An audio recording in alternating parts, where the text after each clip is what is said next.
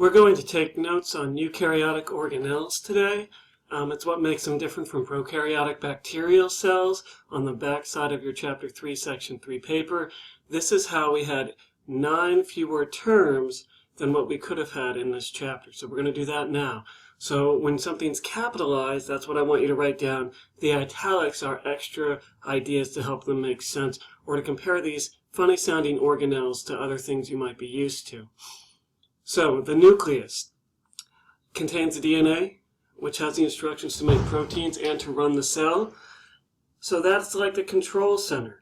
It's where the cell decisions get made. Cells don't think, but this is where things start. The GOLGI complex processes and transports materials in and out of the cell like a shipping center, like FedEx or UPS. It's wrapping things in bubbles and moving them out to the edge. The endoplasmic reticulum makes lipids, our fatty things, and breaks down other materials like drugs and chemicals. So when you take aspirin and it wears off, this is part of the reason why. We abbreviate it the ER, so it's like a factory producing chemicals. So from the rest of the chapter, for the test even, you could call it the ER if you capitalize those letters. Mitochondria break down food material to turn it into energy, ATP. So that's like the power plant of the cell, converting fuel into energy.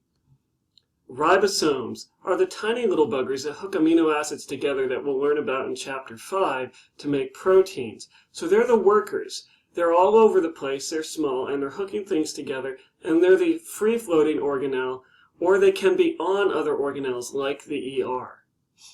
Lysosome are the digestive parts of the cell. They digest foreign invaders, waste, and food, and they are basically the stomach. They wrap a bubble around it and digest it and break things apart. The green means that we're now only for plant organelles. So chloroplasts make food with energy trapped from sunlight. So it's like the farm of a cell. You don't have those, but plants and algae do. And the chemical chlorophyll usually colors the leaves green. It can be other colors, but it's usually green. The large vacuole.